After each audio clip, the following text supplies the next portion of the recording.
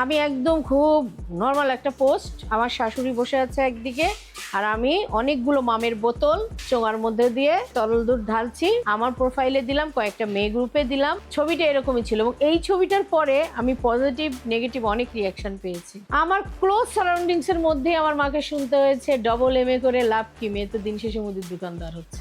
এটা তো একজনের কথা বললাম যেটা একদম আক্ষরিক অর্থে, কিন্তু এরকম ভাব কিন্তু অনেকেই দেখিয়েছে। হ্যাঁ, এবং এটা নিজের ফ্যামিলি, বাবা মা ভাই বোনের থেকে এক্সটেন্ডেড ফ্যামিলি বেশি ওরিড হয়। কেউ কেউ শঙ্কাবোধ করে আর কেউ কেউ পিঞ্চ করে। এই পিঞ্চটা কষ্টের। আসলে আমি এমন কিছু চিন্তা করি না যে অনেক কিছু হয়ে যাবে। এই সে সাধারণভাবে একটা পোস্ট দিলাম যে এরকম টাঙ্গাইলে যাচ্ছি, গরুর দুধ আনবো, তোমাদের কাদের কাদের চাই, আপনাদের তোদের কাদের কাদের চাই। তো দেখলাম প্রথমে আমার এক ফ্রেন্ড অর্ডার করলো এবং 2-2.5 দিনের মধ্যে প্রায় 100 লিটারের মতো অর্ডার চলে আসলো। আমি যখন 3rd ইয়ারে পড়ি তখন আমার মনেই হতো ব্যবসা করতে অনেক টাকার প্রয়োজন।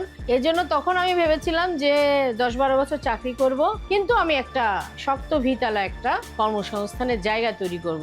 অনলাইনে এই যে ফেসবুক ভিত্তিক বিজনেস যখন আমি শুরু করলাম, ওই সময়টা আমার একটু বোঝাশোনা ছিল যে এখানে এত বেশি ইনভেস্টমেন্ট দরকার হয় না। আপনি একটা পেজ খুলে নিলেন, প্রি অর্ডার নিলেন, আনলেন, দিলেন। আমি কিন্তু মাত্র 3,500 টাকা ইনভেস্টমেন্ট নিয়ে শুরু করি। প্রথম কথা হলো, আমি যখন উদ্যোক্তা জার্নি আমার শুরু হয় জীবনে 2008 থেকে, তখন থেকেই কিন্তু আমার ফ্যামিলির সাথে মেন্টাল এক ধরনের বোঝাপড়া করতে হয়েছে। আমি বলবো না ফ্যামিলি বাধা দিয়েছে।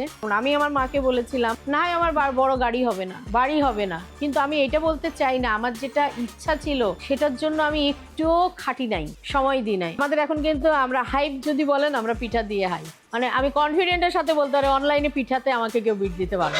কাঁচামালগুলো আমরা আমাদের স্থানীয় আড়ত, যেমন তখন কারওয়ান বাজার থেকে নিতাম, এখন নেই টঙ্গী থেকে। ফলের যে বিষয়গুলো সেটা আমাদের 10 নম্বরে যে কামারপাড়া যে আড়ত, সেখান থেকে আসে। পিঠা বানানোর সবচেয়ে বড় যে ইস্যু, চালের গুঁড়ি, এটা কিন্তু আমরা নিজেরা করি, রোদে শুকিয়ে প্যাকিং করে ওটা দিয়েই করি, আমরা বাইরে থেকে কখনো করি না। তো আরো ভালো করার জন্য আমরা ড্রায়ারও কিনে নিয়েছি। আমাদের আমসত্ত্ব, অন্যান্য যে জিনিসগুলো বৃষ্টিতে নষ্ট হয়, এটা হয় ওটা হয়, এটা যাতে না হয় এর জন্য আমরা একটু কষ্ট করে ড্রায়ারটাও কিনে নিয়েছি।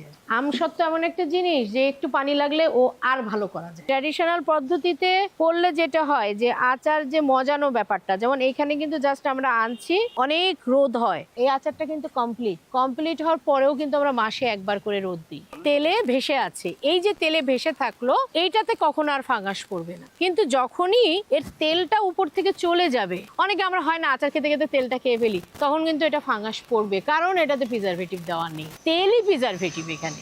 এটা হলো দ্বিতীয় ভাজা দেওয়া হচ্ছে। এটা প্রথমে 4-5 দিন আগে একটা ভাজা দিয়ে রাখা হয়, 4 দিন রেস্ট দিয়ে দ্বিতীয় ভাজাটা দিতে হয়। যে ভাজা দিয়ে সাথে সাথে এই যে গুড়ে দেওয়া হচ্ছে, দেখেন সুন্দরভাবে গুড়টা নিয়ে নিচ্ছে। কিন্তু এরপরে যখন বুদবুদ ওঠানো বন্ধ হয়ে যাবে, তার মানে ও পুরোটা ভিজে গেল। এটা হলো আমাদের পরোটা, হাতে বানানো একদম। কিন্তু এটাকে আমরা একটা হালকা সেকা দিয়ে নিই, যাতে করে যে ডেলিভারির সময় একটা আরেকটার সাথে লেগে না যায়।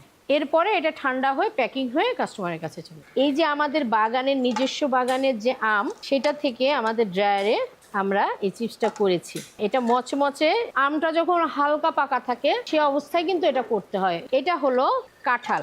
আমাদের দেশে কাঁঠালটাই কিন্তু একমাত্র ফল যেটাতে এখনো কোনো কেমিক্যাল ইউজ করে বড় করা এসে করা লাগে না। সো এইটা কিন্তু একদম মানে যদি বলেন যে অর্গানিক বা পিওর, পুরোটাই তাই। আমাদের যে মাছের সোর্স গুলা আছে সেইগুলা দিয়ে আমরা শুরু করি। আমাদের মাছগুলো আসে খুলনা থেকে। দেশি চিংড়ি এটা আসে হলো কাপ্তাই লেকের।